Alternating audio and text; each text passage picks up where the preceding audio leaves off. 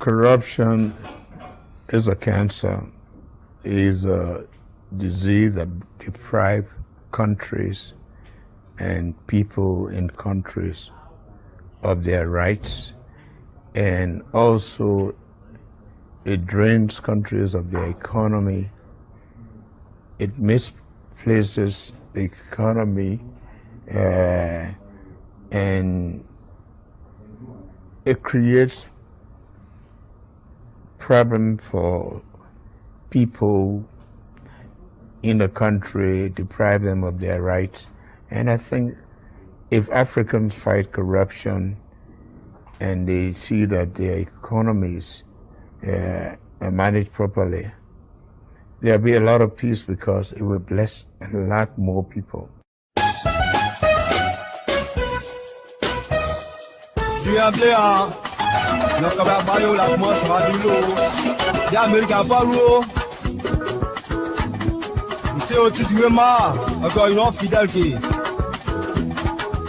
L'Amérique a pas bloqué yo. Quand il y a Sylvie, il y a quoi qui j'ai vu presse. L'Amérique a pas bloqué. T'as mon bien de moi avec moi ndé.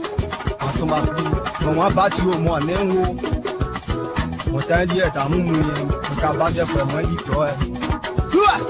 Mais là local yo. Quand on soit du là. Allez. Envoyez. Battu au roi.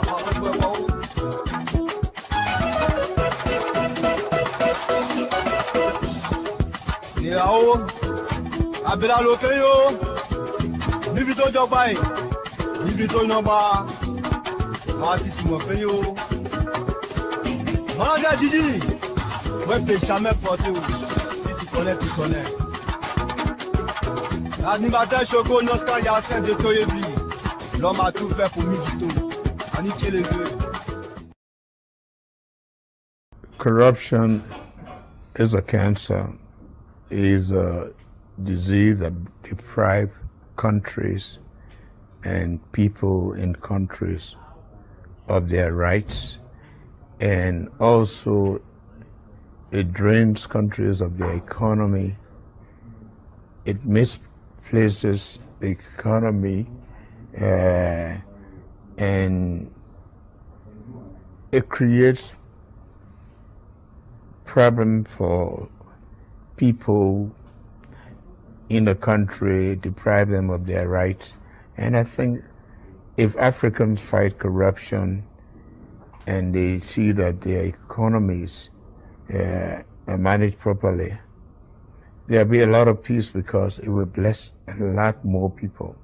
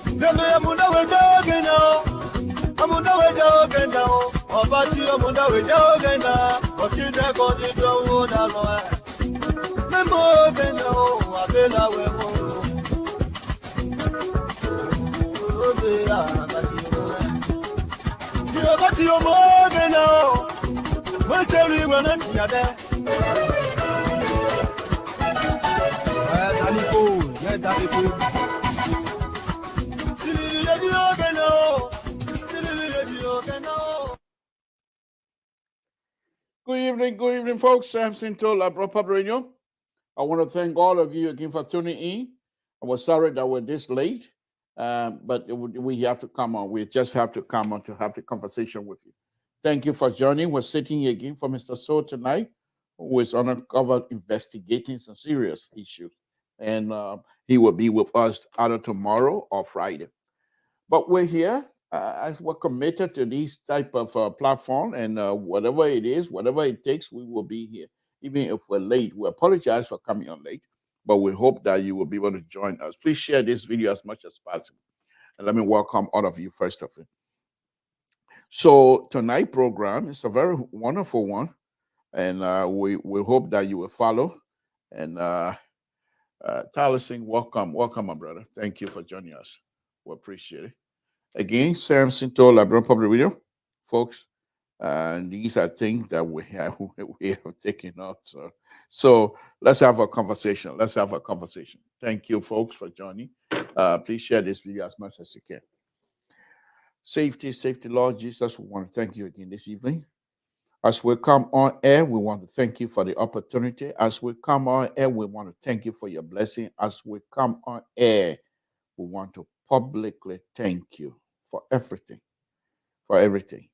My Lord, we ask that you continue to bless the Republic of Liberia, bless the leadership of the Republic of Liberia. Give them wisdom to do what is good for our people. My Lord, without you, we won't be here. And because of that, we're asking that you please bless the host country, the United States of America. In Jesus' name we pray. Amen. Okay. So let's go ahead. Again, folks, Samson told Liberia Public Radio. And I'm not too sure why I'm being cut off here and there, but we'll deal with it. So, okay, that's fine. So let's go ahead. So tonight's program, we will just go in here and there. Whatever it is that we have to discuss, we will discuss. But what we do not intend to talk about are those emotional issues that tend to affect our people from time to time that we're not going to do. So just bear with us here. Bear with us. Tonight, as I stated, we will be discussing issues that is affecting our people.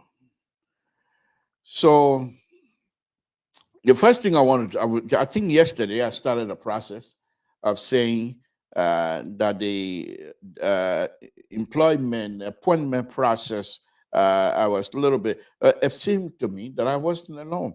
Even Senator Dillon has some sort of a mishap as well, misstep in the BRCA appointment process. He's also a concern. But what I want people to take out of this is this. As a responsible person, you must be able to, whoever you support, as a responsible person, you should be able to stand if something is not right and point it out. Just like if something is right, you're going to point it out and dance for it. In my case, dance and what have you. So if I see something that is not quite in place, my opinion, I will state that. I'm not afraid of being people coming in. Mr. George, if you have a time, please join us. You have people coming in and say, "Oh, well, I tell you, it's too soon." No, it's about truthfulness. It's about our country. So earlier today, before I go on to other subject matter, I called a friend of mine. Well, he's not really a friend; he's just like a son, but so engineer. So he and I were talking, and we're talking about places in public work, folks. I don't know how you came upon the information. The Ralphie Highway. Those of you that are in Liberia, you will quickly see that, and I think I will have to do my show on that come Wednesday. Ralphie Highway was built. It started from Eardoe Junction all the way to the airport. So it was built as supposed to be 4-lane. So according to him, so far the amount for that project $116 million. And according to him, they have already advanced, giving the East International some whatever amount, maybe 10 million, 20 million, whatever. They give them a certain amount already. And they have done some work from Eardoe Junction to Clay, whatever. I know the area is it's immediately after you pass Eardoe itself, there's a curve in there because I drove in that area. That's how far they have gone. But what is amazing, those of you that are in Monrovia, what is amazing to me is this. The road is supposed to be 4 lane.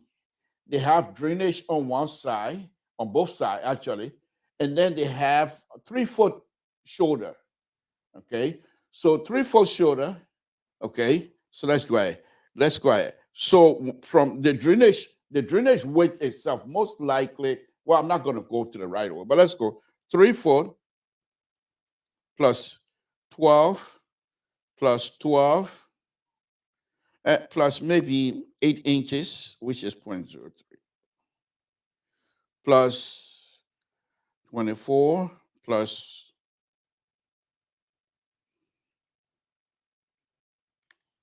so it's like maybe 55 feet total. Okay. So if you watch the schematic, you see this is how untruthful this past government was to us. They told us it was going to be a 4-lane divider. When I mean divider, not in a sense like you have here, you have bush on this, but it's a divider highway. It's not undivided. It's a divider highway because they're supposed to have a petition in the middle. So what they did, they built it. They built from Ralphie Highway, all paved, but nothing in the middle. Nothing in the middle.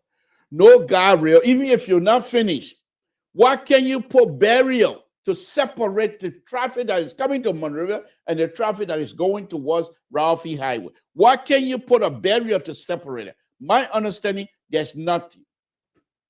So you're on your own. You going that way, the man coming this way, you just know that it's supposed to be 4 lane. And in their schematic, they told us. You remember that video that I used to play here? I will play it tomorrow. They told us that they're going to have a 4-lane highway. I told you guys that the trouble ain't started yet. They are unable, they do not have, even up to now, with all that almost 20 million plus they got, they are unable to purchase the material to build that road properly. They're not going to do it. Most likely, and I'm saying it now, watch my word, most likely the government of President Bakai will be forced to take the contract from those people. They are unable to do anything. They told us that it's going to be a divider highway. And in fact, they have some sort of a petition in the middle. I didn't do it. They did it. They told us what they're going to do. Now they have done, what is it? They did, the work they did, according to the information, it's about 6%. 6% of the entire project. 6%. So you have 94% to go. And they have already paid them close to $20+ million. Who are we? We're just going to do these things for. And here's the thing here. On this platform, I will run my mouth. President Bakai said no car going to be stuck in 100 days. I'm not going with that, because I'm an engineer. That's just not possible. So I know that. I'm going to lower my expectation on that one. Yeah, you can call and say, why you want to lower it? I will lower my expectation on that one because I know it's not possible. So I'm not going to accept that. But here's the deal. Here's the deal. The Ralphie Highway, the main part, I'm hoping by the time they get there, I would have taken my trip and come back. Because when they get to that bridge, that big river, when they get to that bridge, they are so dense, they are unable to do anything. This is what I predict. You know how they're going to do it? Okay, they say they're going to, yes, this is something serious. We got serious problem. They said they're going to do 4-lane highway. So you already have 2 lane on one single road now. You got 2 lane, one going, one coming. So most likely that bridge, as old as that bridge is, they most likely want to save it. See, this is how they think. Instead of using that bridge, as a temporary construction traffic movement. They're not going to do it. Most likely, they're going to start to, because that's what they've been doing anyhow. They've been digging both sides of the road going. And then they leave the middle. I got a video here because their intent, which was good intent, but the process was flawed from day one. You put people, Monrovia, as congested as it is. Monrovia, that is so dense with the population is so much. Then you want people for you to dig both sides of the road. Sometimes they're going 6 feet deep, sometimes 5, some places. But they have no barrier to separate the construction process that are on the shoulder, whatever, with the live traffic. Now, I told you guys before, and this is how stupid these people, well, sorry, they're not stupid. They are our brothers and sisters. But this is how dense they are. Now you go look it up. Now, they're digging the shoulder. They're digging it up. But they expect people to use the main road, passenger, students, school buses to use the main road. So when the passenger car come and put you down, they stop in the middle of the road so you can get down. While you get down, you're not going to put your foot in a hole. So now they're going to have to wait for you while you walk until you find a crossing place. This is Liberia, my people. So you guys know that. You guys been dealing with it. It's been fine, except for that accident that happened about 3-4 months ago. Okay? Now, let's go back to that bridge. They're going to do something that is so ridiculous. They're going to want to demolish the bridge. Yes, what they're going to give to Liberian. I know so. Because the way the people working, they're going to put what they call false work. It's a bridge construction, but it's considered false work because they have to be removed. It have to be removed. It's just as strong as the bridge itself, but it have to be removed. So they call it false work. So they put that false work in, and they will allow people to be driving on it while they demolish the main bridge. And then come to put the 2 bridges back. They don't have the capacity. That canoe, if you go to Liberia, that canoe will cross. The only way you go to Montreal on travel, car, when you take Kagata way to go around. But when you say you're taking Ralphie, you get to that river, you let the canoe come and pick you up. That's how their people do not have the capacity. Let's go back to what they have now. Let's go back to what they have. So according to the information that I wrote down here, okay, they've already paid them close to 10, 15, 20, 20,000 or so, and they have done 6% of the work required. Okay? So if you Zaza Ganya, the person who not take joy, come by. Let me bring him on quick. Nimla. Nimla Saka.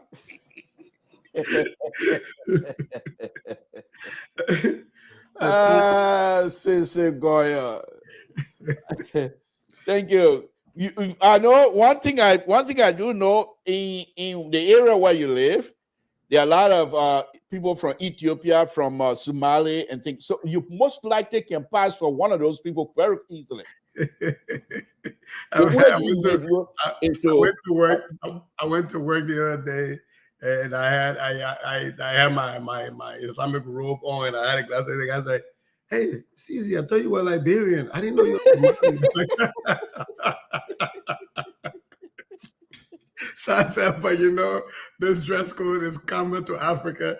There's a huge history behind it. So, yeah, well, thank you for joining us. I was just talking about Ralphie Highway. My understanding, I called a friend today. They built it from the Ralphie Junction, from Eardawe Junction, all the way. You pass Eardawe agricultural complex itself, and there's a curve in there. That's how far they stop. They have the shoulder, the drainage system, open drain it by the way. They have everything in place, but they told us that they were going to put a medium out of whatever barrier. I'm not even going to hold them because right now they are unable to put concrete barrier on the road. So the most they can do is to put what we call tri-beam, because that's the most easier. Or they might use where you use over there in the north, over there going to Fargo. They have the wires. Yep. They got the wires on that divide those things, Yep. which is okay. Because what the wire does when you're driving in the snow and you drive off, it doesn't damage your car much. It doesn't punish. Your nose goes in and gets stuck in there.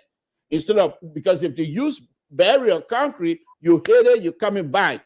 Either you come back on the road, whatever way, but you're not going to go through. And if you use tri-beam, similar situation. So what I think they're going to do in Liberia, they're not going to use the rope, the wire. They're most likely going to use tri-beam or something like that. But right now it's empty. Nothing dividing the two traffics. But they have it as 4 lane, 1 or 2 going, 2 coming. But they have nothing in the middle. It's empty. So the danger for it can become 6. It can become 6 lanes. Exactly. People here you call it suicide lane. They have these 2 yellow, and you can go in and turn. Over there, there's no marking. So now the danger, the serious danger, is the pedestrian. People think they can cross the street anywhere. You're talking 4 lane, and once the people get on that 4 lane, they pick up speed. And so now you have no crossing area to allow pedestrian to say this is the area you're going to have to cross. They don't have it. So it's going to be a mess. So my understanding, the ministry now, with the new minister and what have you, most likely going to get involved. Say you need to put something in there. Either way, I really don't know how it's going to work. But that's how this whole thing is most likely going to end up. And I'm going to try to inject myself, but I don't know people at the ministry for me to connect to them and say, I want to help. And I don't know anybody. I can't call them. I can't just get on and call the minister and say, I can help you. No. But you know other people in other parts of the government, though, that you can still... The people I know, they don't even talk to me. I call them, they can't even pick up their phone. Oh. Yeah. The people, I call President Cassidy. I used to talk to him when he was here. He used to be on LPR. Now I call, you even pick up the call. Johnny, I call Sarge, nobody answer. So they don't know me. I don't know them. Let's talk behind the scenes. Our only people in the state answering our calls yet. So that's good. My own, they don't even answer my call again. So that's okay. We were not doing it for job. They're still lucky. They don't know me. I don't know that. I've been saying it here over and over. But if I were to have connection, I'll tell them I can help you. I don't have to be there. I can help you easily. Yeah. So, but anyhow, that's besides that. The appointment process from President Bakai, I think I was a little bit the names yesterday, but Terry was able to straighten me out, brought in some bing medicine to fix my mind quick. But you don't even know what bing medicine is. Oh, I do. We used to hear those people from Mali early in the morning. Okay, but you were little. Yeah, passing around early in the morning. Medicine. Exactly. They used to have no horn, the deer horn. Yeah. If something happened to you, they cut behind your bike and they blow, and they just get stuck on there. Suck some. They say, "Oh, you wear now your bike fine." So, but anyhow. Thank you for joining us, Sissy. We appreciate it. What's on your plate? Oh no, I've been going for a little bit, and I decided today was going to be the day I come back and I'll be you thought I was Mr. So. You didn't know we're going to be here with Tabata. You in the hole today. I actually posted that I was gonna be available today, coming back from my sabbaticals today. So yeah, we appreciate it. Yeah, so we are back. But just like you, I too have decided that we're not going to do the same thing that we did before with the past government, where we got easily frustrated when people shut the doors and we just kept quiet and we allow very, very critical infrastructures damages to be done. And usually those take a long time to undo and to repair. So this government, we're going to do the same thing. I've started agitating. I said if you want to know somebody that really good witchcraft for children, they start eating their own baby. So I started with my own friend and brother. The area he leads, the MCSS, is the first place I started my fight with. And we will push it from there. We will ensure that we hold people feet to their fire. We face that country by fire, by force. Yeah. So we're not giving up either. No, we face that country by fire, by force. I'm telling you, you're right. The only problem that I have is that they're not picking up my call. If these people are to pick up my call, I would say I can help you. For me, it's not yet. Let me be careful here. I like money. I'm broke right now. Well, no, please. Okay, I'm not broke. I got small thing I can eat. So thank you, Jesus. But the issue is, I don't want for them to pay me any money to say, oh, we get something to money, because when I ready to criticize, I want to criticize without fear. You see? Yeah. So, but at the same time, if they call me and they say, oh, we want to give you consultancy, because anyway, paying people there in America, yeah, if they can do the same thing to me, that's fine. No, but on a very serious note, what my intent, what I want to do is, because I recognize on the list yesterday, there's this young man they have over there as assistant minister. They call him ACV Junior. I believe he's a junior. Very, very smart young man. There's no question asked. Very good intellectual engineer. He's a geotech. So his job is, when you do all of your stuff, that he tells you what's based on the traffic count and what have you, he will tell you what structure section that will be able to take all of these trucks. He will tell you what to use, because he will do the calculation. He will do his calculation based on 20 years of the lifespan, because most road in America, they say 20 years, even though they go longer than that, but they are all 20-year lifespan. And they are designed for military emergency or whatever. So that's the kind of thing he would do for you. But he was appointed yesterday as assistant minister for rural development, which is good for him, which is good. But he's very smart, very, very smart. So people like that, I don't mind working with folks like that. But what I would like to do, instead of me going to say I want job, because to be honest with you, so with all my high school degree, you give me a job over there. What can I do at this position? What am I going to do? Will I be able to be driving to Willow Mountain, Gizzy Mountain? No, I don't have that strength to be able to do those things. But what I can do is the little thing that I have, they don't have it. Yes, the guy that I was talking to today, there were 2 or 3 engineers in the entire public work engineering business. There are 2 or 3 that have good idea of design, that have good idea of construction.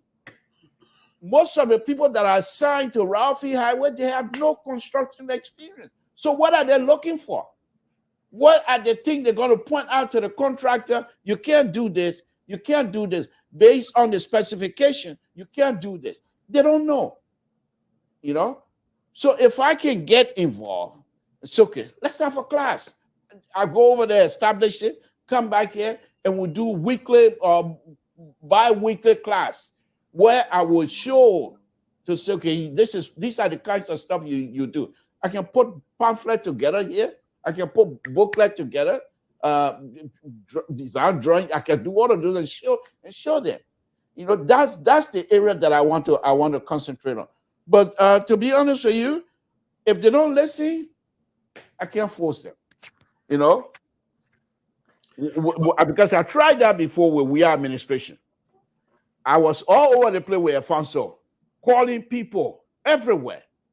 I can help you. This project, I can help you. I did 2 projects in Liberia. One is, and these people are they're wicked. I did a project in front of the vice president house, the former vice president, Madam. Good evening, Mr. Ezango. Yeah, I'm talking Tabata. Don't worry, my brother. But anyhow, so I did a project that goes in front of former vice president Julia Howard's house. So I didn't know that was her house. So, and it was good because perhaps I would have been much more careful. But I didn't know that. But what I did was, I said, okay, this is the area. They have these beautiful houses. The street is higher than these people's property. So if I put the street down and slope it, water gonna go to these people's property. So I put through drainage system. I put pipe in the people's driveway, and I put a DI drainage system so that I will be able to drain about 500-600 feet down going towards Topman Boulevard. There's a big creek in there. I dump everything in there. You know what it is, I said? They build that road with no drainage system that I provided for them. They just put water in people yard. And the only reason why water is not going to the former vice president's house, because they build it up a little bit higher than the ditch itself. Why would you do stuff like the planes are there? Why would you do that? Because they want a shortcut. Let me welcome Terry. Terry, thank you for joining us. Let me put you up. I'm here again, Mike. I was just telling Ceci, I said yesterday. How you doing, man? Welcome back. We're medicine and stretching me a little bit. How's it going, Terry? Yeah. But I think though, you know, where for me I'm gonna differ with you. Maybe, you know, it is because like you said, you've done this fight before, and maybe you don't have the appetite for the kind of fight some of us are ready for. But for me, I would tell the people playing strictly right now. I want to give them a grace and say a lot of these people have not been confirmed, and so they're walking a tightrope, a tight line. Don't want to be having conversations outside.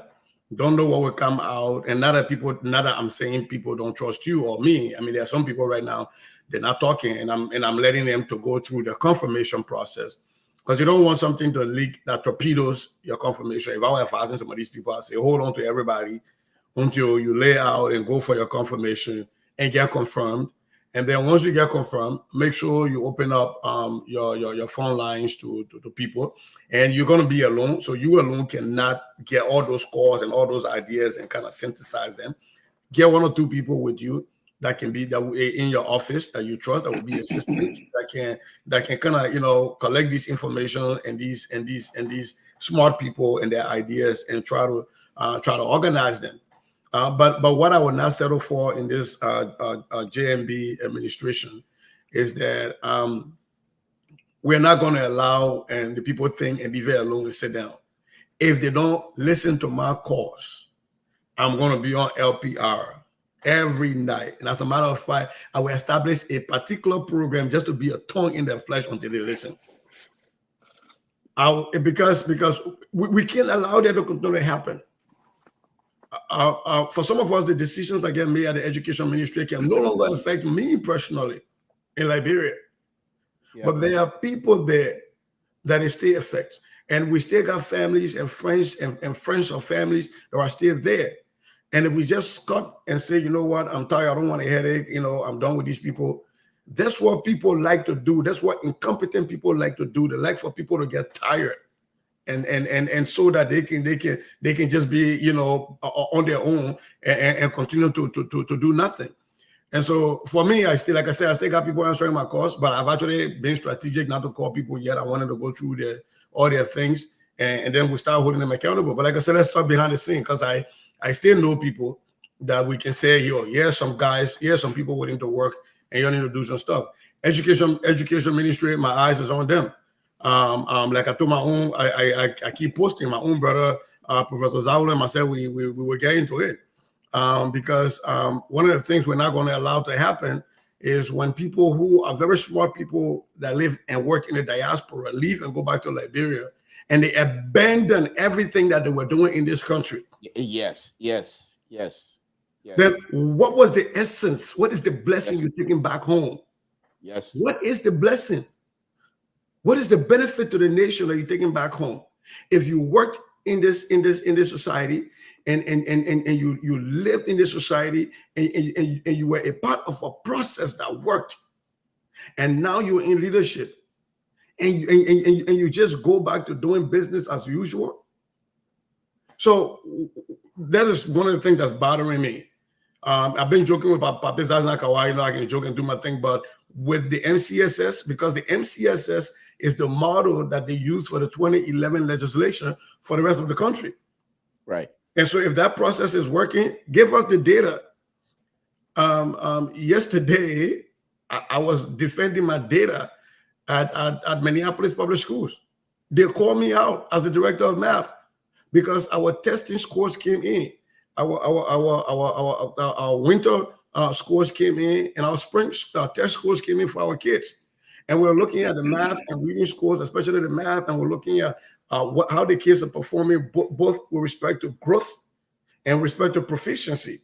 And we put it out there. And everybody was watching me having to defend, or not defend, but explain why there is a drop and what do we need to do to ensure those drops we make sure that kids are making gains and not those drops. As it is, my brother who lived in this society, who was a math teacher in this society, who believes in data, has been at the MCSS, and he will always say we're doing good, but you can't show all the data. You go to MCSS website, they cannot tell you what is the proficiency data, what is the growth data. If I, as an educator, want to help my country, and I say we need help in teacher training, we need help in this, we need help in that, and somebody tell me, show me the data that shows you need the help. Where do I go to find it? Professor Zawolo, you are a mathematician. You meaning people with data? To be transparent, you put out the data. Let the people, let the stakeholders, like Liberians know how their kids are doing. Let us know how our scholars are doing. Let the taxpayers know whether or not the kids are achieved, whether they're making growth or whether they're being proficient. You can't just go sit down and when they say media challenge, I saw something, I told me how they got media challenge, then the banner that announced the media challenge, they had a big picture on it. For what reason? For what reason? So my brother myself will join today. We'll do some math on the Facebook, but he's one of the family member of LPR. I'm sure he'll be easily engaged so that we can have him on here. But that's I think once I'm also waiting to see there are certain people their confirmation process is on, and I'm waiting to see if they get confirmed, and then we'll start the process. But Terry, good evening. What's on your plate? Well, good evening again. There are a lot going on in Liberia as usual. Always, there's a lot. You guys have some very important talking points tonight. But what I observed too today is the DEA, what his name, Kuma, carry on, some massive exposure of some drugs in the country, which is a good start, but then again, I think it's a minute impact, very minute.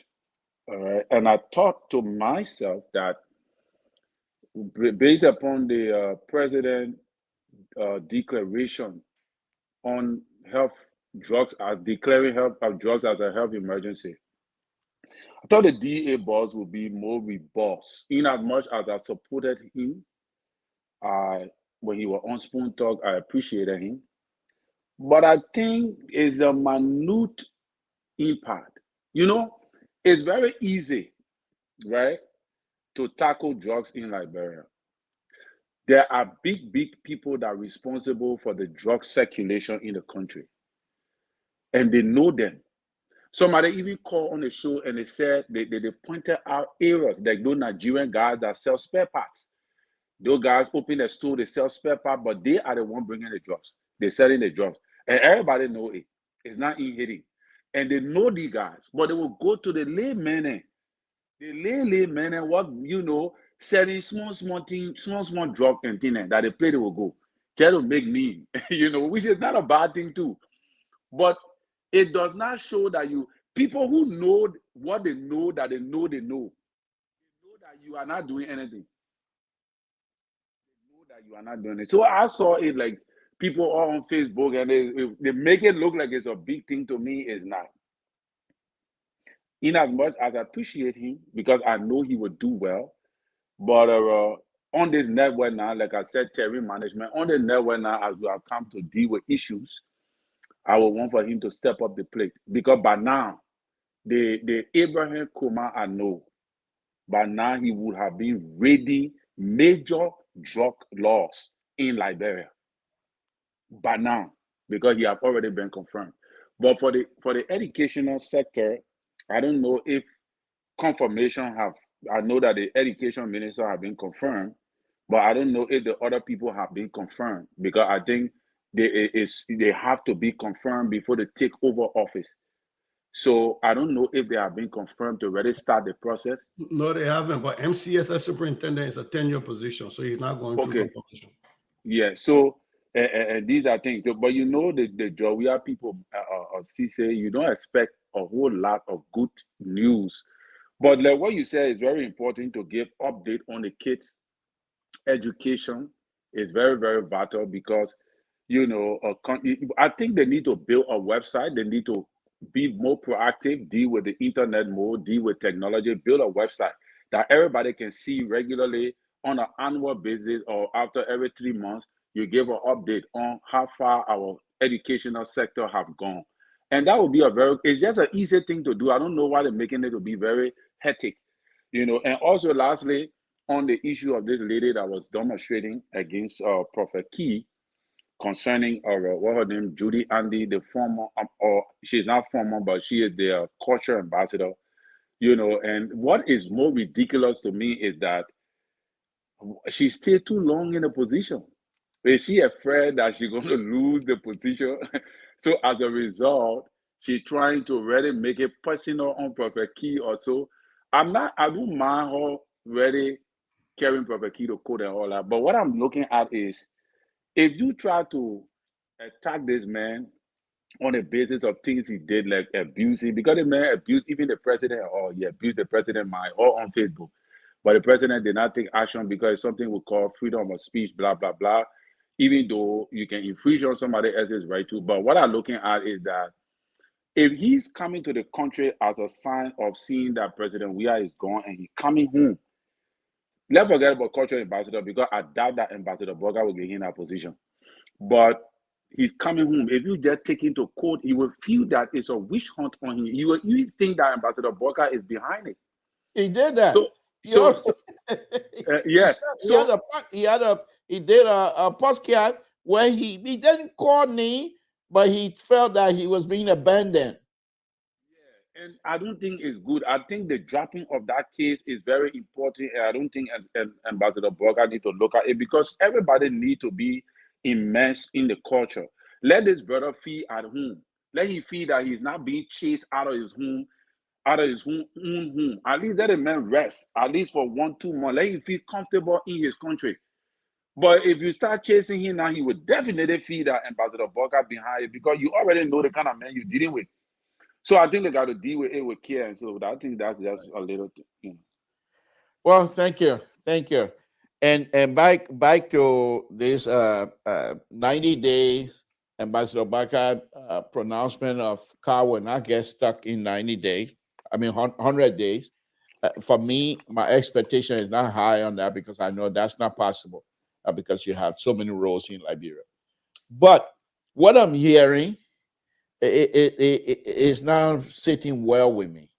But like I said, Cece and I are going to talk later. Maybe he can pass some information to me, the people I can contact. Because their intent is to attack the road, those areas that are impassable when it's raining. Okay. And this young guy, Vay, who is now assistant minister for rural development, he's a geotech.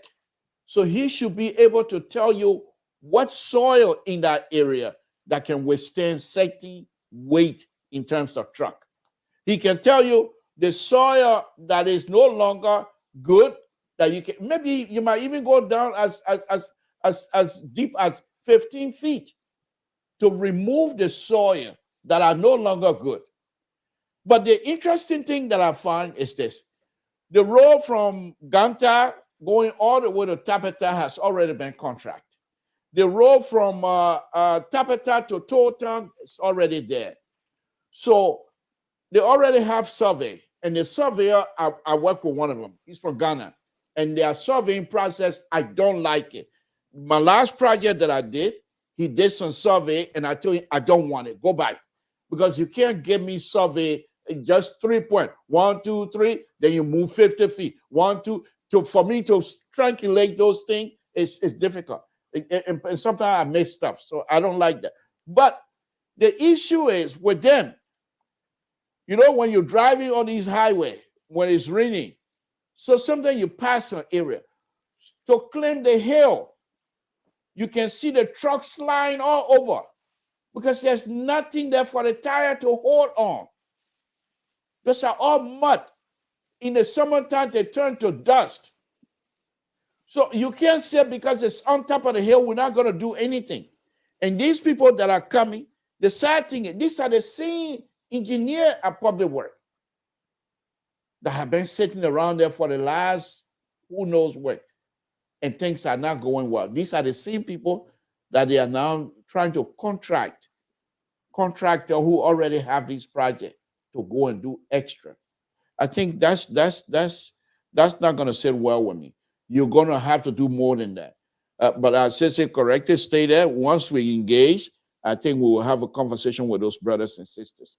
But anyhow, so what do you make of this issue of President Baka appointment, which now brought the like of Dallas Dillon to say he's concerned with the process itself, to appoint 139. What do you make of it? Well, I actually don't have a problem with it. I don't care about, the number they're dropping out there. I care about the quality. Weren't we on these same platforms a few months ago complaining that the men are forming the government, and how to call it, even our man Alfonso was saying it's taking too long, and he must have even had to talk about how long it took cabinet thing. Then now if I drop nomination and bone share again, he listened to Henry Costa and drop the bone share. Then we were complaining again that the men dropping bone share. Dropping too much. Look. Hey man, my brother, I love you. I let him mess with my man from time to time. But no, I really don't see a problem with it. I've seen some really good names on there. I don't know a lot of the people on there, but I know quite a few of the names that are on there. Again, we wait to watch the confirmation process and see if we find places where some people are not qualified, they should be recalled. And I think the president has, to my knowledge, recalled one person from a position but reappointed them. But I think they recalled another person from their appointment before they went to confirmation. So I'm hoping that, the system will play out and the system will be transparent. But I really want to believe that, after all of the criticism from the public that the government was taking forever to act, maybe they put fire behind the total back, and the total being the people in charge of, making sure they're vetting these people properly and putting their names out. And so I really don't have a lot of problem with that. But, going back to, my brother was talking about the MCSS having a website. They do have a website, mcssliberia.org. It's so funny. When you go to the website and you click on senior management, you see a lot of people get pictures there. But you'll see that the board member, Johnny Flomo, and the superintendent, Azese Zaulo, are the same person, the same picture. It's been there for almost 1 year. Just go there, Jenna, and go look. Oh. They took and this is beyond this website. I saw it there almost 3-4 months ago, and I've been waiting to see they change it. Wow. Superintendent Zaulo and Johnny Flomo are the same person. But who is Johnny Flomo? It's a board member, a council member. MCS has got council. The council member, they can't even correct that mistake. And this is a school system. You can't even correct that mistake. When you go to the schools and you click on the high school, the senior schools, Tubman High and Gibson, they come out, you click on it, nothing much. The phone number is not even listed under the school. They put phone number +231 XXXXXXXX. The contact email that the superintendent email is the contact email. Should that be the person who the email go to about inquiry for the school system? When you have other people, you have in fact, they got one other person there called Sonita. Let me ask you this. Let me just ask a question. They got under administration, they got one lady there called Sonita. Sonita, her last name is XXX. Her position is XXX, XXXXX. Is she acting in Triple X movie? I don't know. This is a family show. Triple X is a movie. It's not. I'm not talking about the other something. They have Triple X movie. Yeah. You have a director of administration. Why are you not using that person as the contact person? Right. So they have that there. And the funny thing is, you're talking about data, right? You go there is no data, but the one data the man got there, the PTA fees. They list the PTA fees for the elementary, the junior, and the high school. That we don't want they can list on there, but they cannot list the people, students' achievement data on there. Let me ask you this. This is a brother who lived in this country, who worked in the educational sector. I know. He was there. He don't like it, Jacko. He like it, Jacko Lanta. Like, bro, bigger than everybody. So let me ask you this. If you were hilarious. in his position, with all of the training he has here, because he's a good teacher here. They love him over there in Maryland. There's no question about it.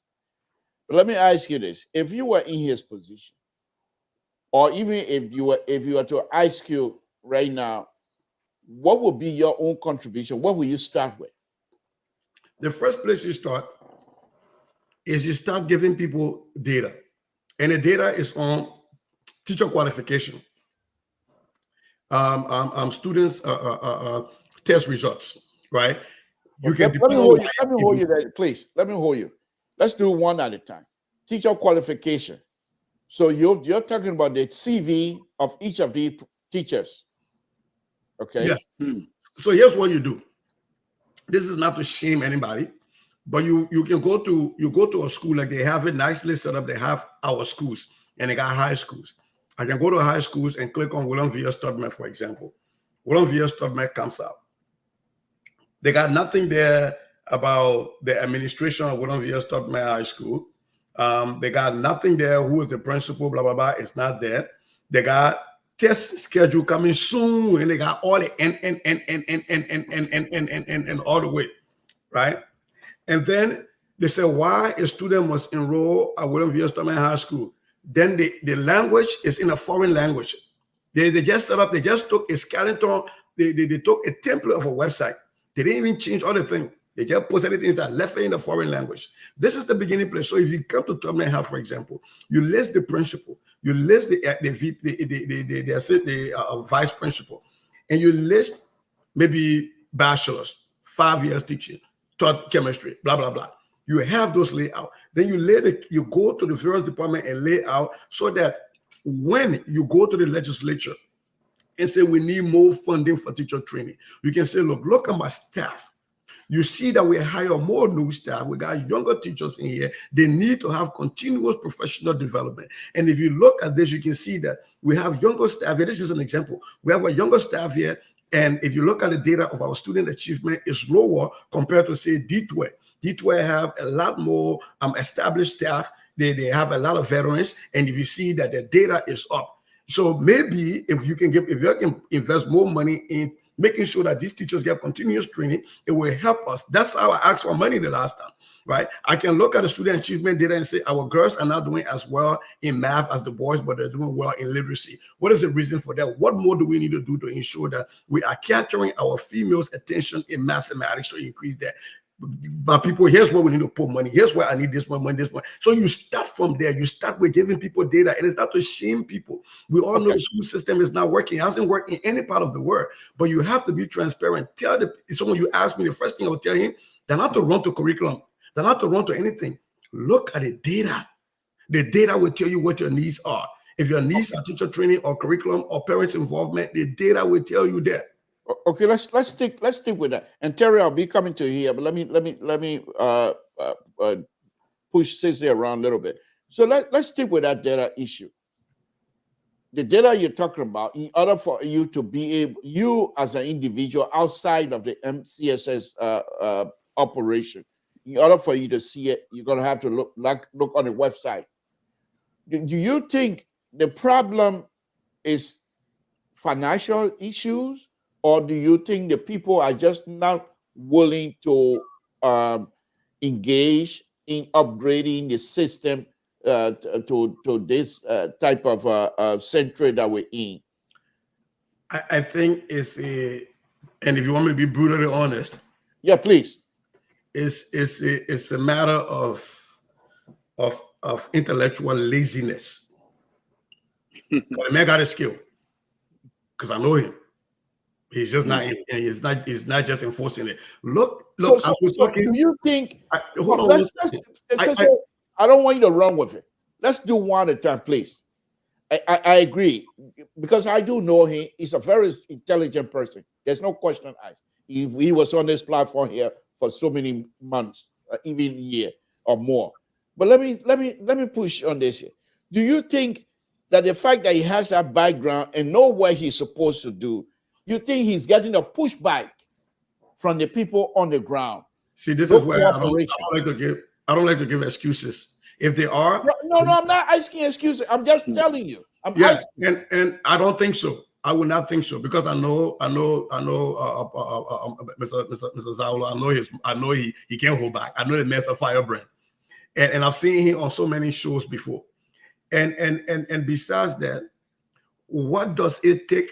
Even if, let me give to him that the people on the ground say don't put no data up on the website for whatever reason, I don't know. But let's just imagine one Omar flying on a broom internet, going to him and say, don't put no data on the internet because that witchcraft thing. Fine, you can't put data, but you even your website, you go to. I want people who are listening right now to go to mcssliberia.org.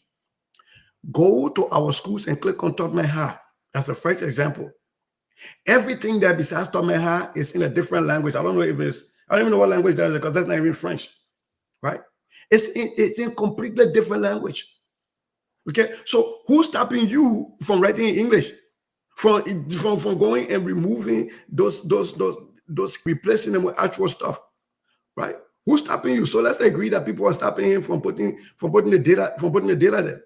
But are people stopping you from writing?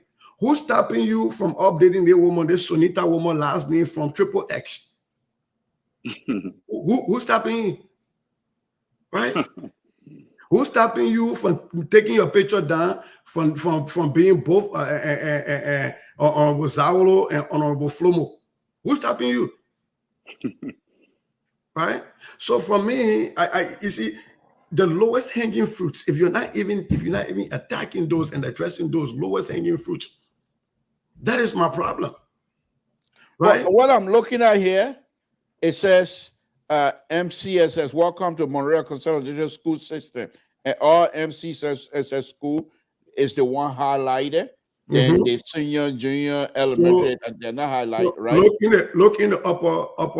You look at the top of the screen. It will say home. It will say about MCSS. It will say administration. Yeah. Then it will say our schools. In the home, they got these girls. I think that's Tottenham High student. Tottenham High student. You click on it. It's not clickable. But there are. I think you're on your cell phone that while. But there should be a guy about MCSS. And if you click about MCSS. They have some stuff there about past superintendents, and then academic. They talk about academic excellence, which is Emmanuel Johnson. Yep. And then they have a bunch of XXX and GGGGG, and then if you go after that about MCSS, we say administration. If you click on administration, what do things what they trying to do? What they really mean? You know how when you read something, it's a placeholder. You know how terrorists, when you go on, sometimes some website ask you for your phone number. They have have to be. Yeah. They tell everything that. So they have Emmanuel Rakes XXXX and you seen it? They have our Black Bread XXXX. They have Esther Wilson CA Cattle XXX. Hello Missy XXXX. So what are those X? Is that supposed to mean a title? Yeah, those are the placeholders for the title, and they didn't put in there. And the part that's even more annoying is he have a lady with a picture. Her first name is Sonita. Then the last name, he didn't fit it up. He didn't fit her last name, he didn't fit her title. So her name is Sonita XXX. That Vin Diesel movie she I think. Sonita? Yeah, Sonita on the administrators. If you go to administration. She acting Vin Diesel movie. Right. Then those are just the common thing, right? You know, we're looking at those are within his purview, right? Those are within his purview. If you can't even deal with those little bitty those Honorable, I said this is Labwa Zauro, right? Senior management team. Okay. They have Samuel Mauro Johnson, assistant superintendent. Go scroll down now, you'll see they have our Ray Basolo, director for administration. And they have Felicia F. Wallow, controller. Those 4 people got pictures. Then you got the other 2 with no picture, but they got then they have Hannah Randa, director of human resource. They have Aris Hill, director of personal development. They have Murphy Gray, director for sport. And they have Orita, guardian counselor. And they have Sonita XXXX. And then your job description is no, nothing here. XXXXX. That's what it's there. Yeah. And then I met this other guy when I went to his office. Go now. Okay. Go down. Look at Johnny Flomo picture. Johnny Flomo.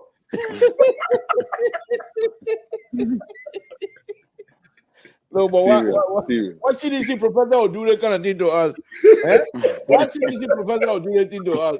My goodness. Council member. Johnny Flomo.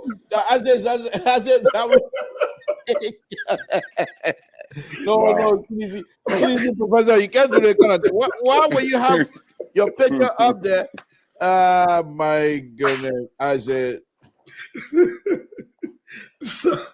wow.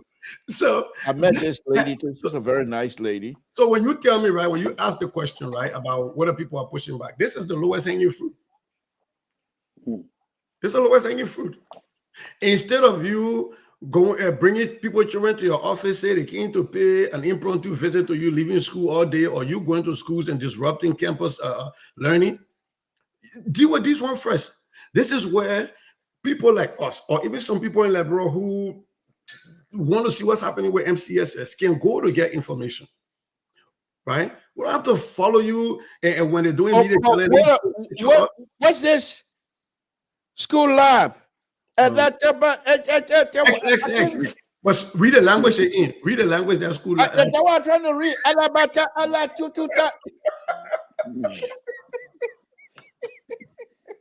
Like, serious. What? No, CDC professor got to do better than that. CDC, I didn't know that. So you see the reason for my flight, because I've spent weeks on this website. Oh my! Why student must enroll at Tottenham High? And then they gave you the reason in a foreign language.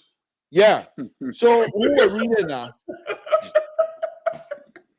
Man. I think like what you said is just carelessness, man. No. They want they didn't even touch it. They just left it in there, hoping that people will not see it. They didn't touch it. Because if it was carelessness, it would be only one. The very first one. Say why student must enroll at Tottenham High. Lazy. Very important. And then out of a sudden you're gonna go into foreign language. English. And not even French. We're next door to us. It's foreign language. Yeah, no, they won't. I don't even know what language that is. Right. So you tell me now. Maybe that Gary, how do you expect somebody like me who knows somebody like this ability, and how do you expect somebody like me who is an educator here to see stuff like that and not be offended? How do I see stuff like that and say, "Oh, and they have the children picture on there." I agree. Okay, contact 12th Street. Yeah, look at it. Look at the email address that the superintendent will contact him. If I then use email, email. Oh, the phone number +231 and then XXXXX. Yeah. So email information at. That's it. El Saulo. You're not showing your own. No, it's not even showing on mine. On administration, or you on MC, or you on Tottenham High. Oh, forget it. Yeah. Tottenham High, yeah, nothing there. But when you're on the management team, the contact is elzaulo@mcssliberia.org. Yeah. Phone number 231 XXXXXX. Yeah. Yep. Wow. And this is the model. This is the model that they use. But these people are using for the rest of the country. That's the point. And my problem I'm having right there. When you know and you refuse to do it, that is my problem. These people, because that's the thing. These people have degrees. But isn't that my point I'm making? When you know something and you refuse to do it, that is a problem. This is dereliction of duty. You can't do that. We understand if you don't know it, then we say, okay, we'll come in to help you, but you know it. I'm gonna have to message. I'm gonna have to message him. This is something, you know. Yeah, that is not professional. We're gonna have to let him know. Yeah, MCS says we inside. When they finish facing a problem, then I be all the county education officers, they must have inside photo and phone. We'll be inside. We'll face but Cisse, you can write an article and send it to front page magazine. It won't help. People will not. They don't read it. No, read it. No, once you highlight it, it's gonna go. Once you highlight it, it's gonna go. A lot of people read front page magazine. We finish with the XX, the triple X movie now. Let's go back to the other thing. That is crazy. That is complete. You know. You know, on the issue of we're gonna have to invite him. We're gonna have to invite a CDC professor. You will come back for because every day I be talking about to the physics. Every day we're going to have to come here. MCSS is like put it on my fight we get. But anyways, on a serious note, the Judy Andy issue, I really didn't want to touch it. I tried to stay away from those things. Yeah. There's a lot of reasons why I didn't want to touch it. Number one, she's very close to my family. My uncle who raised my dad came to the U.S. His wife grew up in Kennedy and Culture Center. Used to sing with Fatou Gavlan and the rest of the people, and live with the late Flomo Peter Bala and stuff. So I lived on Kennedy before too, and they're so close to the extent that they named one of my cousins after Julie, after Julie Andy. And so my hands are tied. But if you want to be very transparent, that homage should have gone a long time ago. You know, people don't know how to gracefully exit the stage. You know, I was telling one of my people that report to me, one of my direct report, we're planning a supervisory workshop out of state. I said, "Oh, you got to go to that one." She said, "Oh, for supervisors," I said, "Yeah, but you go." She goes, "But Mr. Goya, you need to go." I said, "No." So she said, "Well, why are you pushing me to go?" I said, "Because I'm trying to work myself out of a job."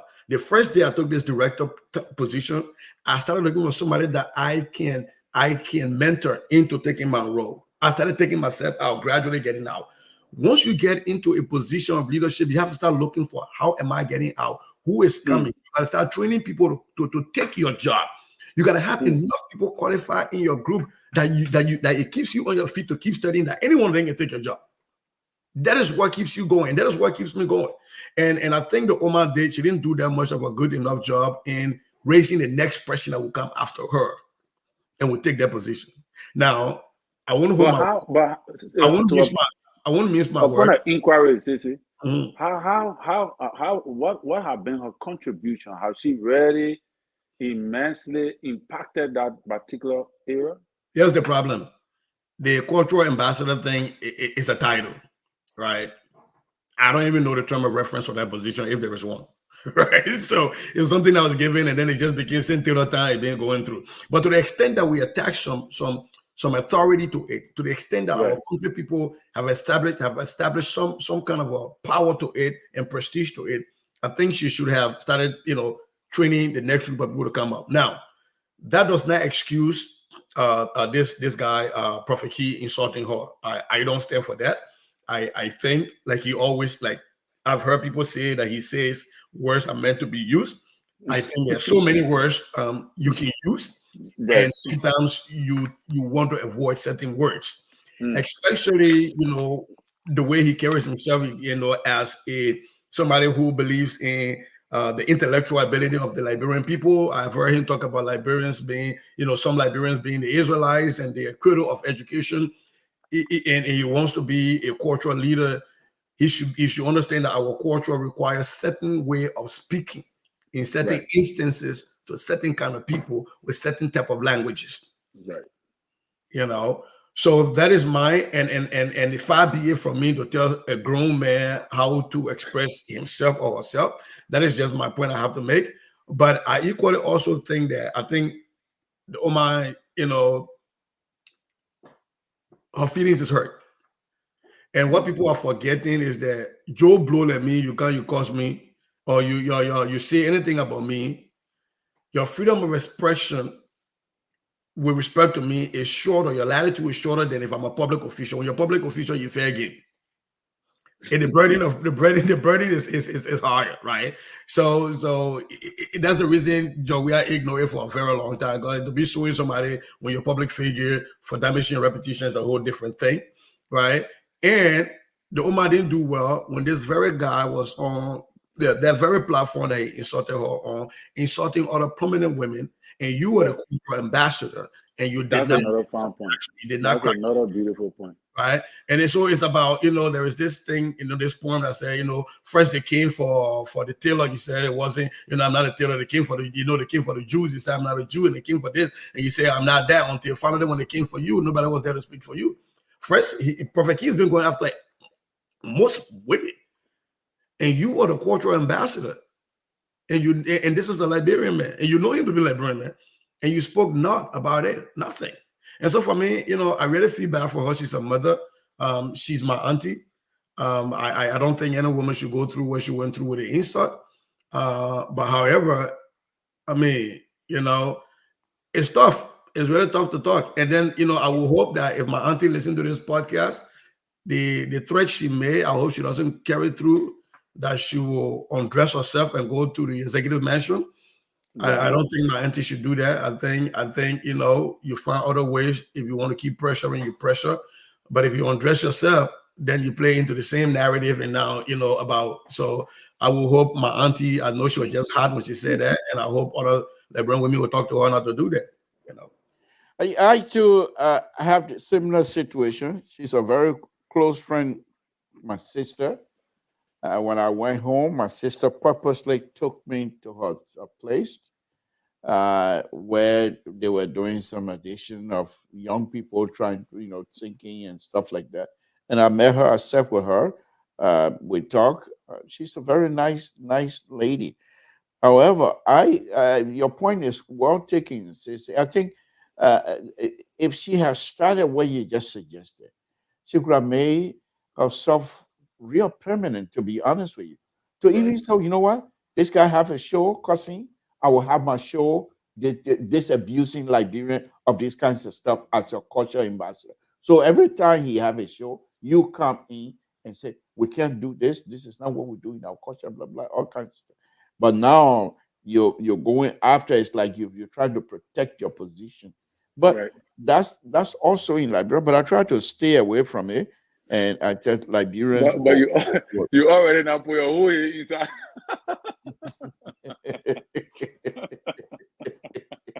I don't put my foot in my mouth again tonight. But again, folks, I'm setting in for Mr. So tonight. He said I'm gonna call in.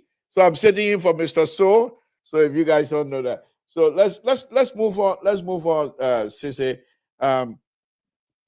Another thing that I have is how would they straighten Monrovia up, or Monrovia just going to stay like that?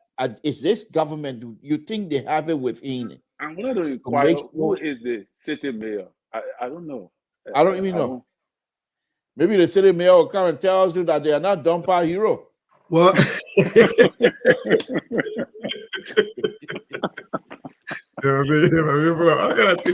look, I see why you're by Jordan. You always be flower. I think truthfully, though, if you ask me, if we are thinking outside of the box, I think Monrovia should be the commercial capital of the republic. I think we should move the political capital away. We should leave Monrovia as it is and move the political capital to central Monrovia. Go back to the Toba plan and move the capital, move the political capital away. Let's have an Abuja and a Lagos kind of situation. You know, move the political, because it's going to be very difficult. You know, Mr. Toh, you know, when people have already built structures and now you want to come back and replan, it's difficult. And to just understand the difficulty of that in a Liberian context, have you ever been to Zizé community when you take that back road, when Pinsway? I used to drive on that road when I go to where you mean SKD? No, Zizé community, Pinsway, Pipeline Road, there, right there. I want to know SKD, and I know Agricultural Police Academy. There's a low community road from Dupo Road, passes through the community. So you bypass the actual main road going through going straight to Pinsville. But that's the it brings you to ERWS Junction, right? It goes around. You can come all the way around, but it takes you to the vice president, non-president, former president house area there too. You can take that road. Yeah. But I thought that was the rehab road. That's the so you come through there. It goes all the way to Pinsville, go all the way to Moses Black Road. If you can, you want to bypass and go all the way. That back road. So one night, and I was on my knee praying. There is a curve, Mr. Toh. There is a curve in that road. You're driving going like this, and then you get here. You go and make a deep curve. That curve is so deep that you cannot maintain a speed of 10 miles per hour to make that curve. Right in that curve, there's a house right here. Apparently, they didn't want to break that house because they should have broken their house for the road. Right. But they didn't want to break that house because those people knew people who knew people who knew people. The house, no disrespect to the people who own it, is a mud house, right? The government, it would have cost the government far less money to pay those people off than what it took to make that curve in the road. So you imagine somebody had to make a curve around the road. One night, I was coming from Cinco, a car ran into the house because it was raining. It was slippery. The car just went straight and ended up in their living room. Understand that? So if you look at how do you do that in Monrovia, everybody knows somebody. You want to go and say, okay, first of all, let's enforce the law. People have built in alleys. People have built on streets. Let's move those houses in those alleys. Those people who got those houses in those alleys got people living in there that know somebody. They will block it. You will have a nothing headache. So the way around that is to just leave that, do the minimum you can, and move the capital away, move the political capital away, because that is a shame for that to be the seat of government where other foreign dignitaries come to. Monrovia. What do you do with the capital and the executive mansion? Well, that's the problem. Maybe we make the executive mansion into a tourist attraction. Yeah, you could. We make that into a tourist attraction. Like Yamasoko. And maybe we you know we can start having tourists come from the Providence Island to EJ Raw. Do you want you now? Let's make you head of the government. Will you have the face to go as international community that you want to move your capital city? You don't have to go ask them. But it's not a business. You think how Nigeria did this? You don't have to ask them. Anywhere you go, Yamasoko and Abidjan, people will go build their embassies there, or they will go rent houses there for their embassies. Right. The product is got to be gradual. It doesn't just have to be abrupt, but it has to be well thought out and planned out. You know, when Amara Connor came here in Sacramento, he has on his phone relocation plan for Monrovia.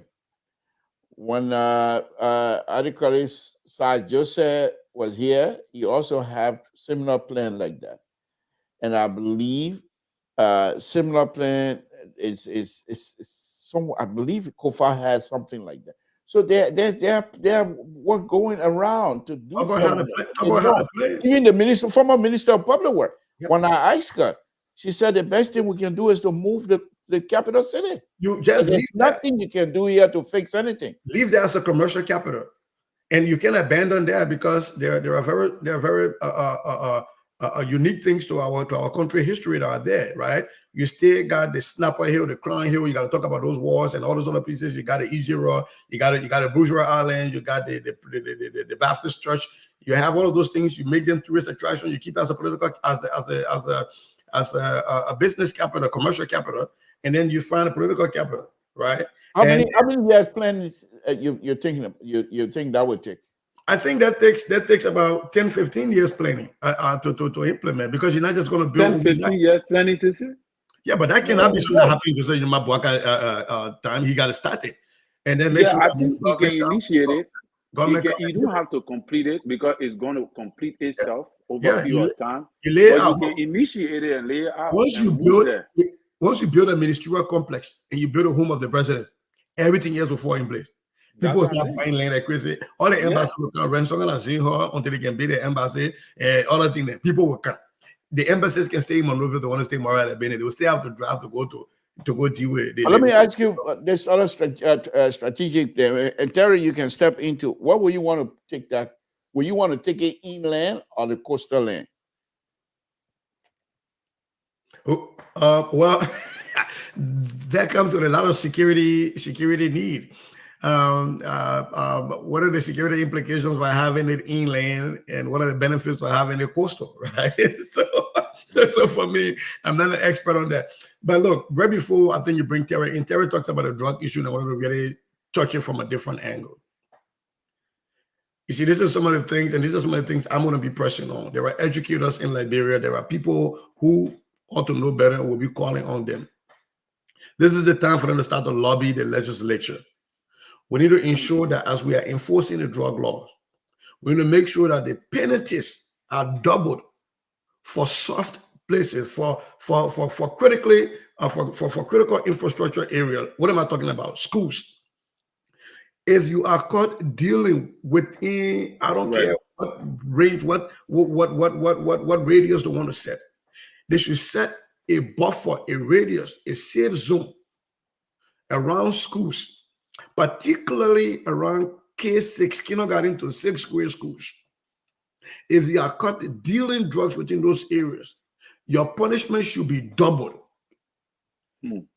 It should be doubled, because there are ghettos around schools, very close to schools, Mr. To. And how do you expect our kids who have to navigate these things to go to school and back from school? It's not like we got school buses that are picking them up and dropping them off. These kids have to walk through these ghettos. And I've been in Monrovia where even around some of these schools, the people had to close the windows because the other man down there, that guy is sharp down there selling liquor when they're trying to stay in school, playing the music so loud that they can't even hear their teacher. So for me, this issue with A.B. Kromah pushing it is a good thing. I think the legislature need to be very, very intentional in ensuring that they put enough money in the budget. We got to be careful too, though. Let me go ahead, finish. They need to put enough money in the budget to hire more judges just for the drug courts to make sure that these people get speedy trial and they get sent away if they are found guilty. But you need to put money in there to ensure that you are enforcing this, because we got to make sure that we are protecting our young people. Other than that, these children start to learn how to smoke. They get introduced to these drug paraphernalia on their way to school at very young ages. That's how kids drop out of school. That's how they become hardened criminals from 6th grade, from 5th grade, because they are passing by these people, and these people are right there, right? Reset time, they're seeing these people right there during reset time. They're interacting with these people. So Terry, let me come to you on the drugs issue, because the drug issue in Liberia, when I was growing up, we don't know all the others. The only drug we know were marijuana. They call it what's the name? Caro, something like that. And then the other name they used to have blood. They call it no, blood. no, blood on that way. That time I was out of there. Grass. I think you call it grass. Grass. Yeah, grass. Caro and some. I think that was it. But those days in Monrovia, when you're walking down the street of Monrovia, and the police walk by you and your eyes are red, they're taking you in. What are you doing, or you don't? They take you in until you tell them what happened to your eye. So the main thing people will say, "I got Apollo." You know, people always got Apollo. You know, but let me ask you that. In fact, at one time there was this police officer. There was a drug deal that went bad on the beach, and he killed somebody for drug deal. I think it happened on Bonan Beach or something like that. And the police officer. But let me ask you this, Terry. This drug business here, I'm sure it's not isolated. Why if Abraham find out, Director Abraham Kromah find out that there are some lawmakers that are involved, and perhaps they will not want to fund the DEA?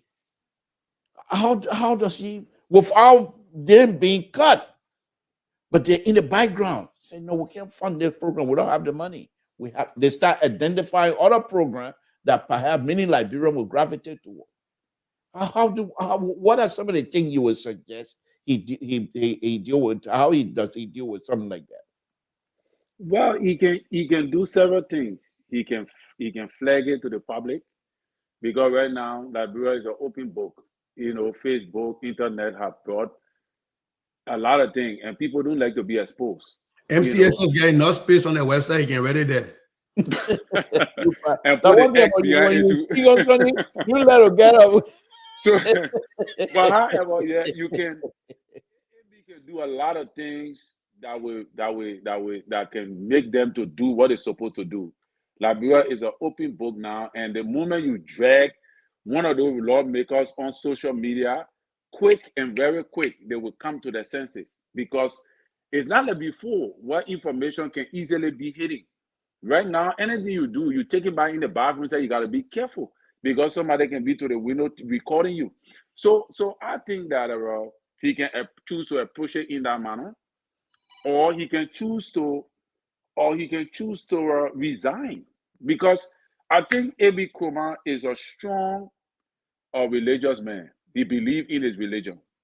So, and because of that, it helps to motivate his drive.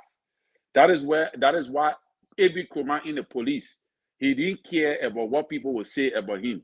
He will implement the law. And that is why people never used to like him. My only problem I have with him on this other issue, which is not a bad thing because he just started, and he said that they have about 26 million that have been allotted to the department as a budget, I think annually, which is a good start for them. He agreed that it's a good start. It's not sufficient, but at least it's a good start.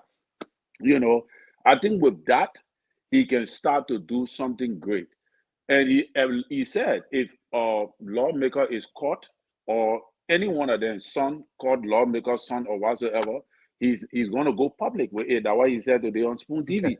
He said he's not going to hide it. He's going to go public. Okay. So Let me take Walter David. Carter. Can you hear me? Yeah, I can hear you. All right, go ahead. What's on your mind, sir? Hey, brothers, just saying, Terry, how you guys doing? So, Yeah, man. you know,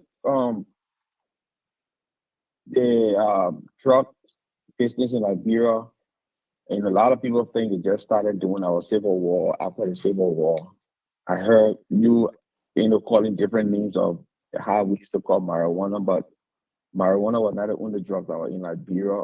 I mean, during my time, especially in the 80s, That's true. they had another drug called Duji. They had another one we used to call 1010. That's the pills, the sleeping pills.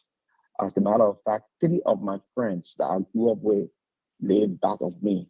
Their father used to be an immigration officer. I mean, they went stone crazy on those pills.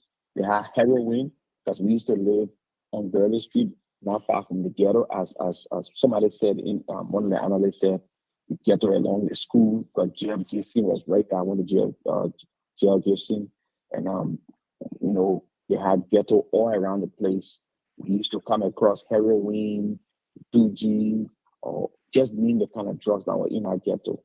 But the thing about it, we were never tempted to even try some.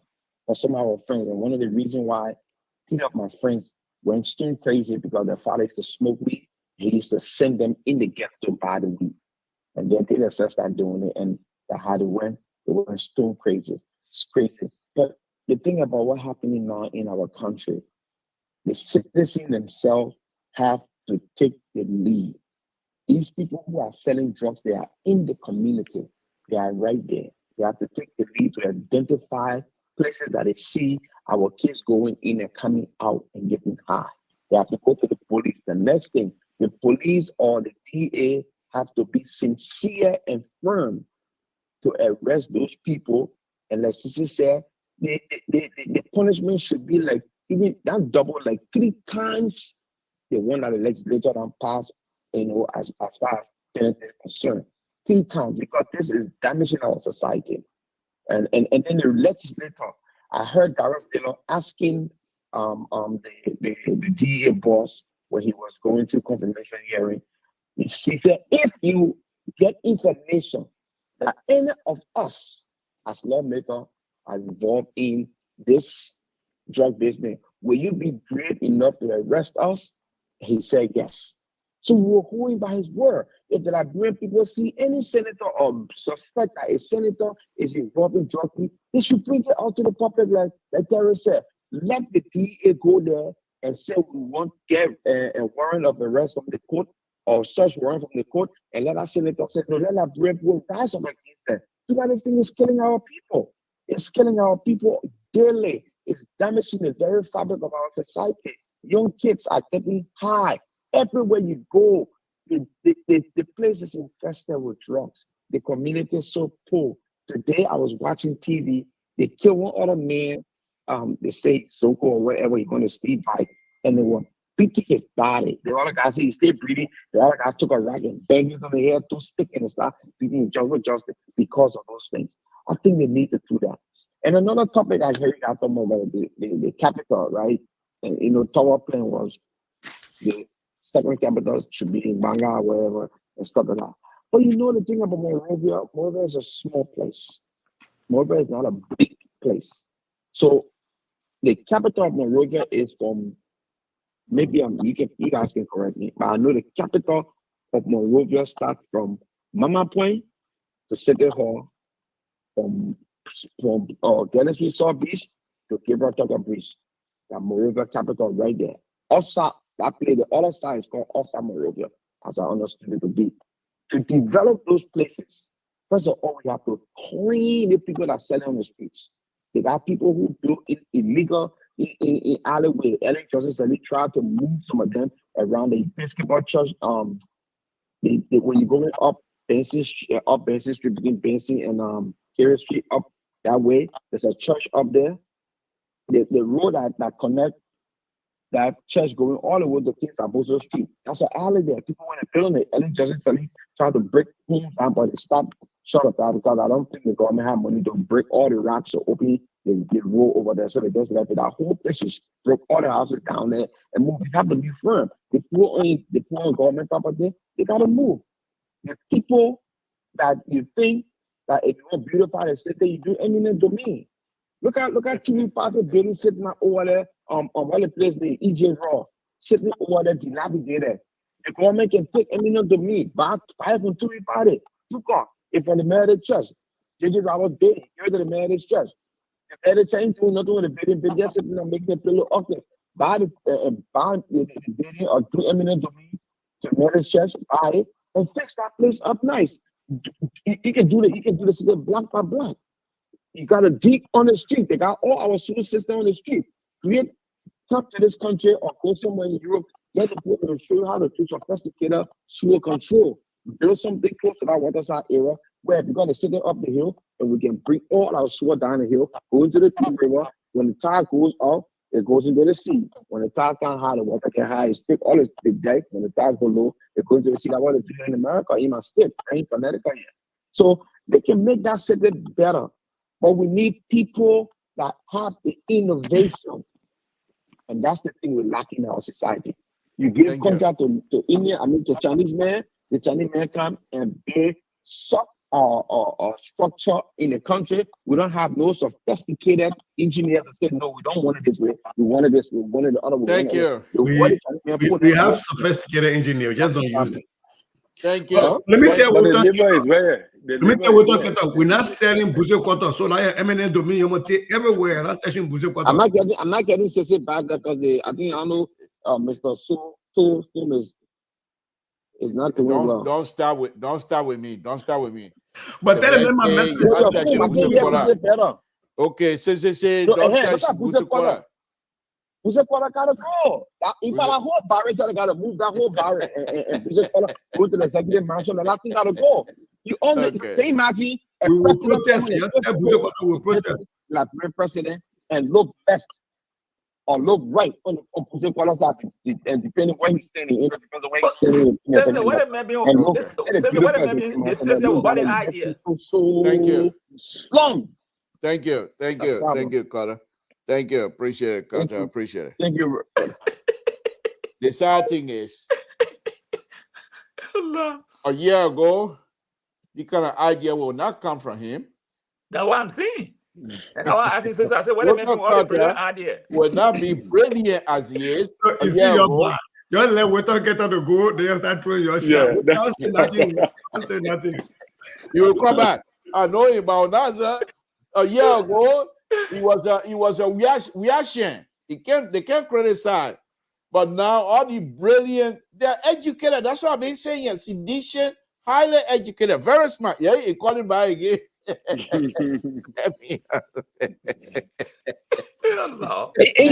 But let me just give you some information. I want you to go back and listen to my podcast for the past 5 years and see some of the things I was saying to our people in Liberia, how we lack innovation. You know, to be when you see it to the government, even before you can't y'all get problem. All right, thank you, Walter. Let me go ahead. What about Johnson? No. Listen. You were saying. All right. Because some of the things you're talking there, Mr. will tell you.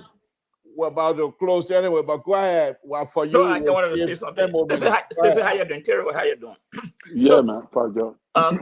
Get that. Listen to the program. The 2-week party, that billing, they let Clarence Simpson turn it over to the government. I was in Liberia, I think 2017 or so, Clarence Simpson.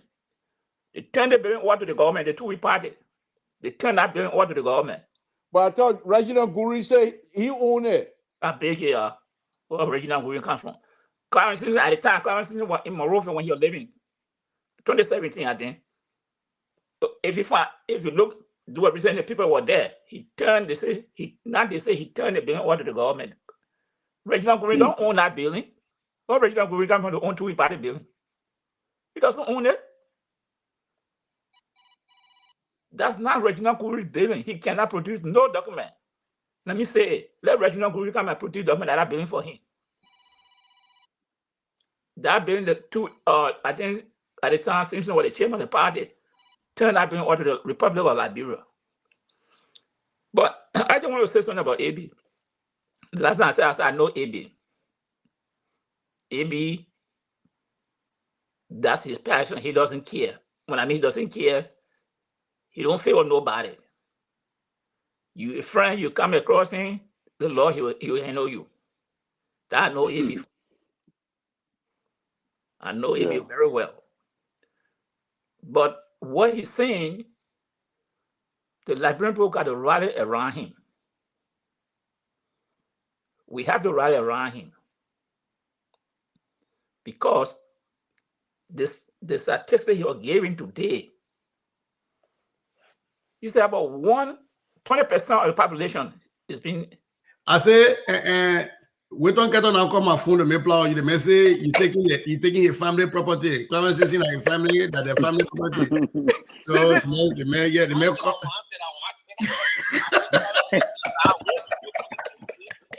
Season ball, my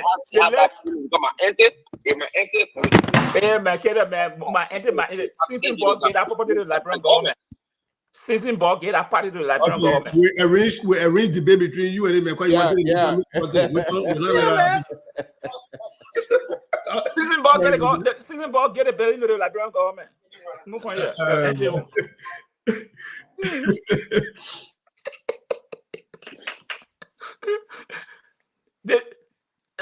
Maybe he had not been following the news.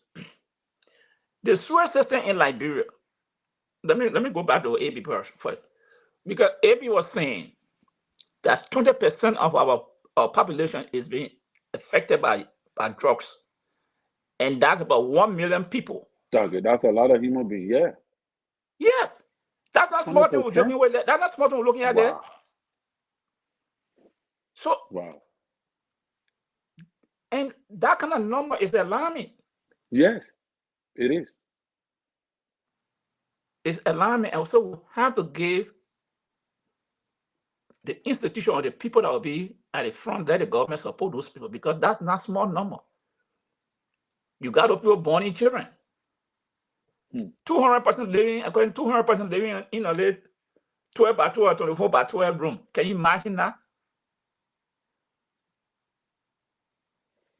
And I always say it. The people who are bringing these drugs, and I'm glad this guy is seeing something that the law of system, and that's why I always used to say, I said, if someone is in your house selling drugs, they catch that person there, that property must be seized. That property should be seized. If in a car, that car should be seized. And those laws are on the book, but it's not being enforced. Because those things will deter people. Because you can't have someone in your house. Before you get your house to someone, you got to know what kind of job this person is doing. If they move in your house, you got to observe them. What kind of activity they're doing. Someone cannot be in my one zine around house every day. Men and women just come in there all day. I got to start finding out what happened, what he's doing to attract all that kind of traffic in my house. People got to be, our people now got to be vigilant, they got to be educated, because our friends, some of these friends now come from neighboring place, they say, oh, they message me an auto part dealer. But that auto part dealer, when you go look in the background, they think he's doing that's a complete different thing. He just used that auto part thing or that shop as an alibi to fool the people.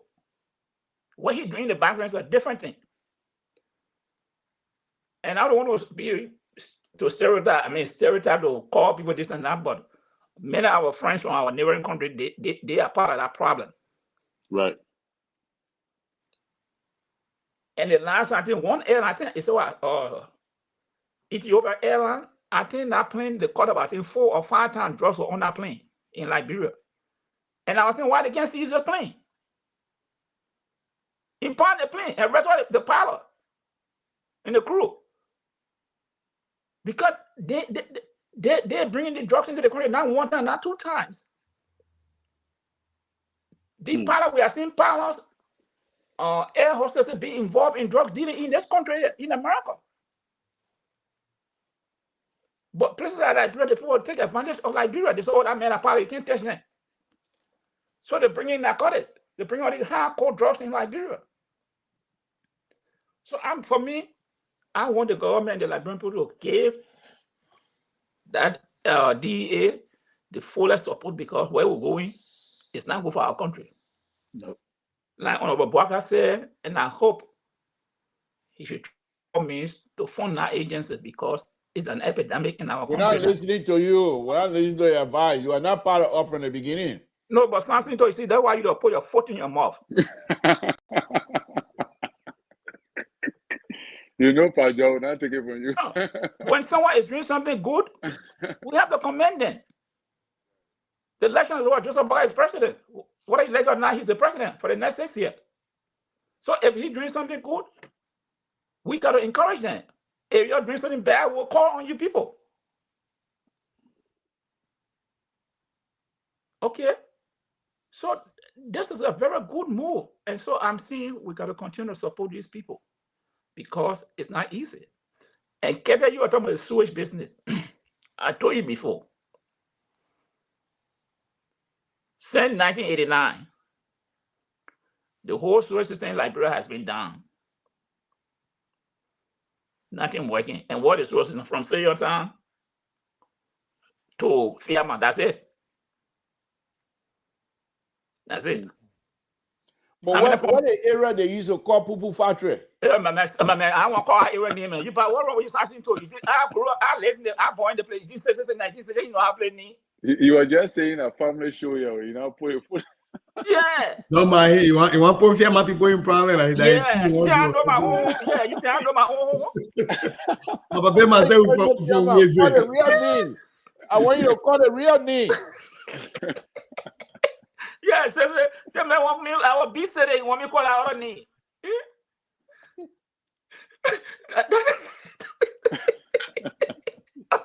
Like bro, people factory. What? And since I know our place, I saw that place, man. And put your get out of need it. You got me, I still one a junior from Fiamma. And you put your kind of tapata need that you have to say that place that doesn't get it. From all the way it was this one. and they take to the potato green from that area, they take it to the market. The first one you can take buka there. You want to learn the buka? You want to learn the buka? No. God live in Liberia.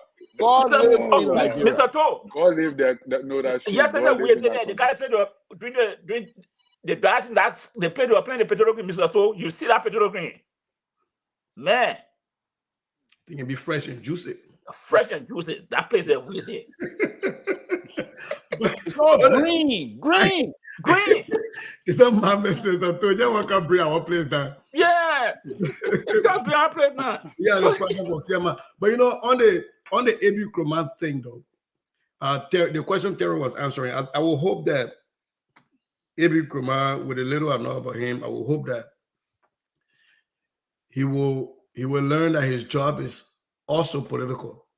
Yeah. And he has to find a way to bring the public and other government entities along with him, because everybody in Liberia agree that the drug issue is the one priority. Mm-hmm. And so if a government is not willing to fund it, you know, according to, you know, like the hypothetical Mr. Told through out here, I think he has to find a way to bring the nation along with him, and especially drug in law enforcement. You have to have the community with you, right? Because they will be your eyes. They will. Yeah. You will have that. But beyond that, when he starts to form partnership with like education ministry, I mean, you see how your data going down. You see school attendance. You see how many kids are absent. Why kids are scoring low on WIAC. You see these drug places around here. They're affecting you. They're affecting your output, your students' output. You go to the health ministry and tell them about how these people are going to JFK and they're clocking out the emergency room and everything, and they could be helped. And you go to child welfare, social welfare, and tell them about how these children are put at risk and how people are having kids in the cemetery. You know, you build that coalition of other entities to come along with you. Even if there is a representative that's sitting down and setting kush, he or he himself or herself will say, no, they want, I will just refrain myself from voting. I will not vote on the other thing. I'll just let it be. I'll be absent. Because you have to organize, and I hope and trust that he sees that he needs to be able to organize not just the public, but other government officials that he can bring along and tell them what is in it for them, how it affects their particular side of things. Because if attendance is low, if the amount of students that are going to school is low, if the amount of people that are dropping out is very, very high, it affects education. And we start to look at the impact on the health sector. We start to look at the overcrowding of the jails. And you can start bringing in that is what I wanted to talk about. People right now you have the South Beach that was built for less than 1,000 people. Now it's over 5,000-6,000 people in it. So you start to talk about those pieces and how the overcrowding of prisons can lead to outbreak of disease viruses, and you can link that into the health ministry, and you all can form a coalition to go and push and make sure that there's adequate and funding and appetite to fight the drug issue in our country. But so let me ask you the question, because I listened to it this morning here on Sky. But let me ask one of the issues he raised. I want your take on this. And what you just said, exactly he said it. He said he would be listening with the Ministry of Education, the Health Ministry, the Justice Department, our international counterpart. He will be listening with all these people. But then he went one step further. He said that he want to approach the high school, middle school and high school, that he wants to work along with the Ministry of Education, that they should introduce some drug testing for students. That was one of the things he proposing. So now you're looking at prevention strategy. Yeah, he wants to work. Let me bring this thing out. As a liberal here, the only liberal on this show, will you not be concerned with the constitutionality of his behavior trying to test children? Not him personally about to live with the Ministry of Education. Mr. So this is not joke. This thing is I understand that, but what we're talking about civilized world now. Will you just because of drug epidemic in Liberia that now you will test people, children? Wait, hold on one second. Even here in America, in our schools, if there is a reasonable suspicion, the Supreme Court has ruled that a school can test, can either bring in law enforcement. Reasonable suspicion. But what Mr. George and Abraham Kruman is suggesting, he's not going to test everybody like that. Listen, hold on. I told you that AB said he will work with the Ministry of Education to come out with a policy that students will be tested. And for you, your labor out there, these are not labor things. People let's go a little bit Liberal, I think the Liberal got a point. It got to be done within reason. I don't think they're going to lay all the students are in line and how everybody. He said, no, he said they will work with the school. But let me ask you something too. Let me ask you something too. You don't see some places, some white places, they say you must have a compulsory drug test that any that they can do random drug tests at white places that you have to sign a consent form. Yeah, but you know, I want to add. It's a privilege to work there, but education is a right. So it's a right. Okay, yeah, but it is a right, but let's see what Terry. Yeah, go ahead, Terry. To Pat George, because if the president declare drugs to be health emergency, that means it's almost like a pandemic. You know, it's the pandemic. So that means that I think we need to be discussing that the legislature now need to enforce a temporary law that will give us the right to test every student above certain age group, because the president have declared drugs health emergency. Like George just said, right? Look at the statistics that this brother was giving. Out of 5 million people, 1 million people 20% have been of the population affected by drugs. If that statistics is accurate, that means a drug emergency needs to be declared. All right. And if that is done, that means there must go along an act need to be created temporarily, you know, to create that thing. And also, we need to add to what Sissy was saying.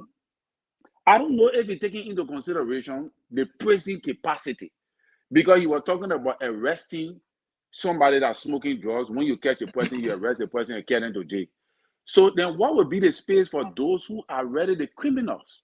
What are going to be? So I think you got to look at rehabilitation centers being structured for those who are users of drug users, and prison being the extension of the prisons, you know, for those who are dealers, because there's a difference between the dealer and the user. Are you suggesting to reopening Better Yala? Oh, Mr. To, if that would cost us to open Better Yala, we'll open it. And for you are labor. On the one. You are labor. For you want everybody to smoke opium, because that's a labor job. They want everybody to smoke opium free, because those are labor ideas. Pot must be free. Those are labor ideas. Pot is not free, but you should be allowed to buy it. Labor idea. Yeah, you should have a freedom. If you want to smoke your marijuana, you can buy alcohol more dangerous than weed. So, but that's a whole scientific. But here's the point here. I think the law had not banned alcohol. No, listen. The law had not banned alcohol. The law had banned drugs. So, and what AB was saying, he's not saying that we just want to start grabbing. That's why he said we're not arresting people now, because we have to put some things in place. Right. Okay. Right now, we just caught. I think very important. We just caught people. Bensonville now, they have allocated 100. I read something in Julia Observer today. They have allocated 1,500 acres in Bensonville right now. The government of Liberia to build. They used to have they used to have the youth institute in Bensonville, but now they have allocated 1,500 acres, and that, I think, I understand they will be using it also for agricultural purposes. So people that will be rehabilitated, I think those youth, someone that will be trained to start working. I think real quick, I think what AB was trying to get at, but I think it got away from him real fast, was trying to bring drug prevention and resistance education in a school. Right. Yeah. In America, when they declare war on drugs, which we can talk about the politics about how it affected Black and poor communities, but when they had this, when Reagan declared war on drugs and all those other pieces, in 1983 they had that DARE, right? You have that in other schools, DARE, right? Which is the drug abuse resistance education, where you have police officers coming to the school to form these clubs. They teach these kids about what drugs do to you and how to and why you should avoid it and everything. This is your brain. So I think that's one of the things AB is looking at, and I think that would be a very good start. Yeah. To liaise with the education ministry to ensure that, to the extent possible, that they have enough DEA officers or police officers that can go to these classrooms and have programs in each of these places. And I agree that it will be hard because we don't have that many police officers, but maybe you have centers. You know, these intellectual centers that people go to go year all day, turn it into a day center where our kids can come and we teach them, about drug resistance. But I think that's what he's looking at. Yeah, I would support that. I would be one person to say we can find a way to raise money and help government along that path, because we need to start teaching our kids from kindergarten to 8th grade, right, on these issues, on these preventions, and this stuff. And I still say that there should be a zone created around these kindergarten through 6th grade schools, that if you are found dealing drugs within whatever radius they want to start with, that the penalty, whatever the penalty is, should be double. It should be double, because we have to start making sure that we are protecting our future. And when kids get hooked on drugs from an early age in school, it leads to drop out. It leads to brain drain. It leads to a lot of issues. They start to have kids early. Those kids become the charge of the public. It just cascades. So I think Kroma was talking about their program, and I think they need to think it out critically, and it's a very good idea. And I hope that the legislature can fund it. Yeah. All right. Go ahead, Terry. Give us your closing on that, and then we can close it. Yeah, so you see, drugs and alcohol, all these things are bad, but drugs is the worst, because I saw a lady who was explaining to me the damage of the drug effect, that there are stages of drug addiction, that when you reach a certain stage now, it's almost like a no recovery, So I think I know people that been smoking drugs like cocaine and stuff like that. Keto was right. All right, we had cocaine in Liberia during long time ago, even in the 50s. There were cocaine. I don't need to cut you up. When I was in Liberia, cocaine and things like that, we never heard of it, because that was for big shots.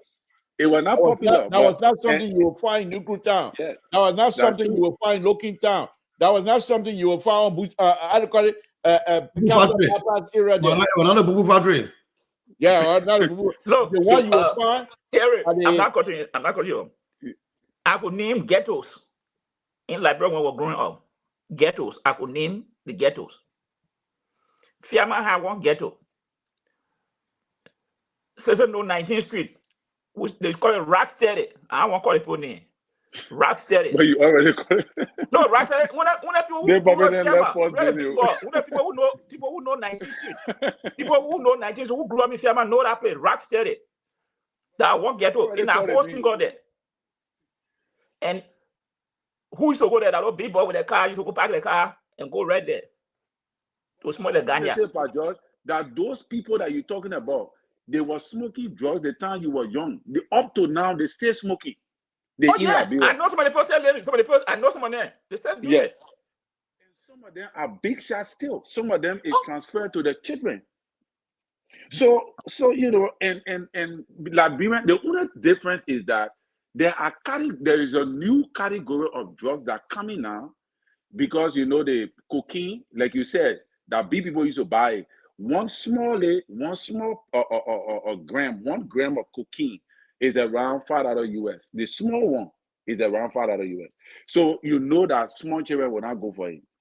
But the kush, the new type of drug, the tan white, all those things, that small money. So it's for poor people, children. That is why the drugs, it becoming a epidemic, is spreading very fast, because you get 150, you can smoke it. You can smoke Doogie, you can smoke Tower, you can smoke Cooch, $150 Liberty, So that is why it is spreading very fast.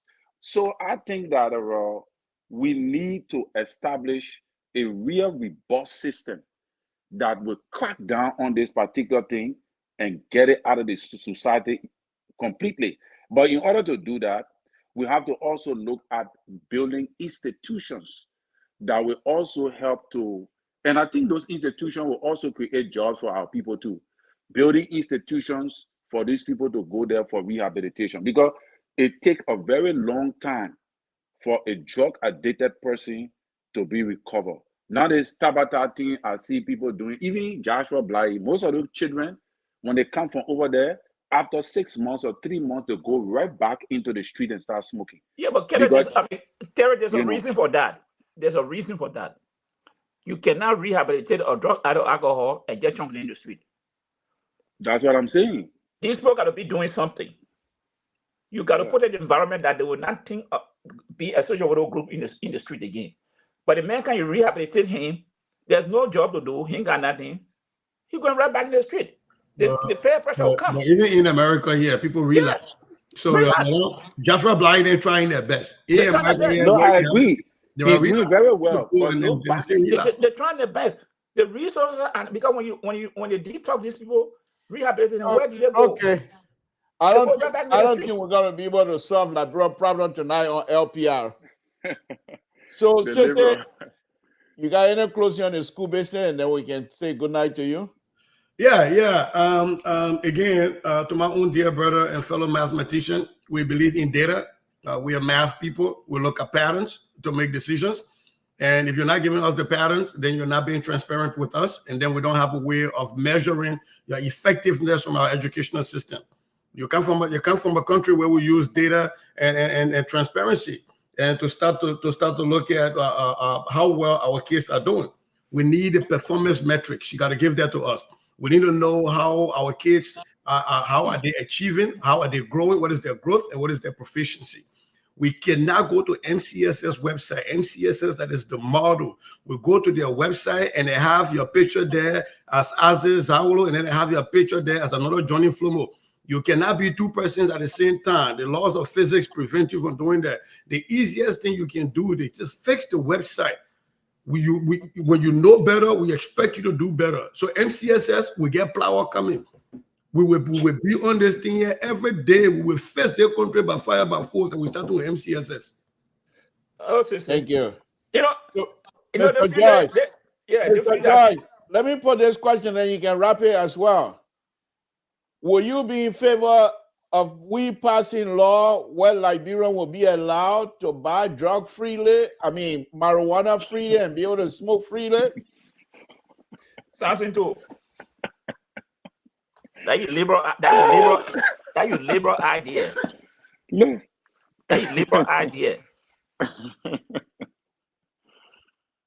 If I just see you. The Papa they used to put that in a pueblo long time ago. Look, for me, I say you must not smoke your drugs, your opium or whatever. But I say, if they catch you, but do you know they used to prescribe 7 years in jail for if you get caught with marijuana? Of course. But now this time, some of us never even tried. But what you taught me use to put in a pub? What you taught me use to smoke? My man. Oh. My man. Talk more gone. Don't talk more Papa. Talk more gone. When they come up, when they people come for you, you're not staying there. Don't go there. They said, Thomas. They can say Thomas share. Thomas share. No, they said Bebe share. Bebe share that Thomas son. Yes, they call it Bebe share. His name was Share Thomas.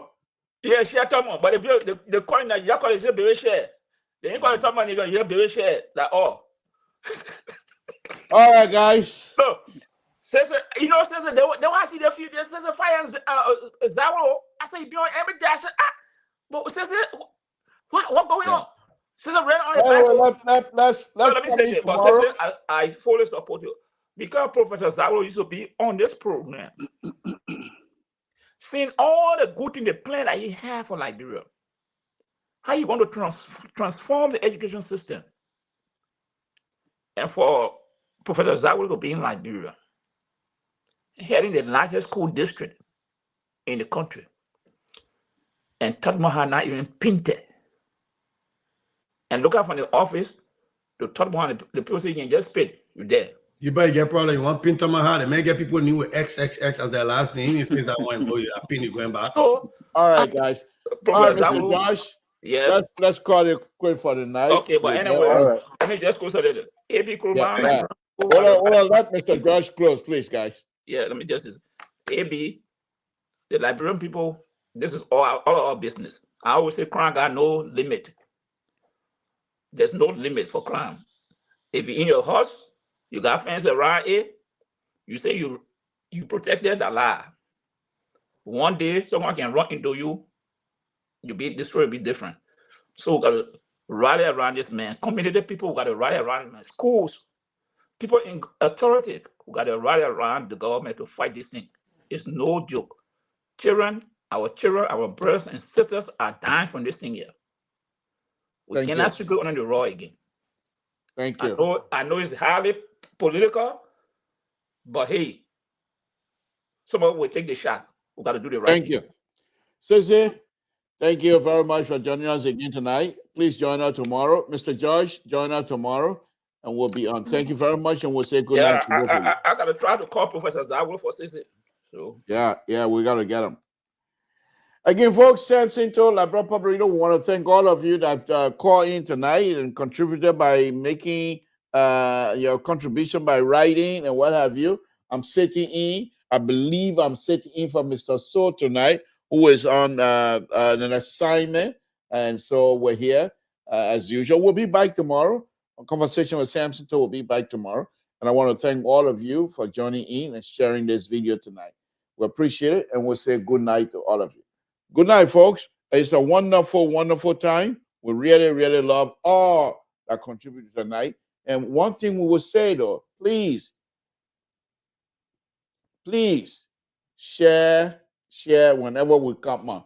One last thing, let's pray for one another. God is great. Thank you very much, and good night, folks.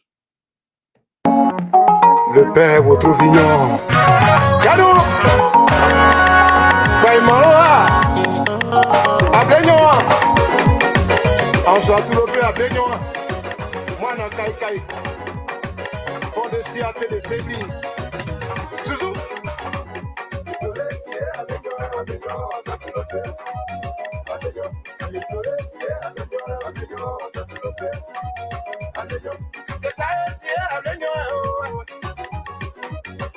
We don't have to look at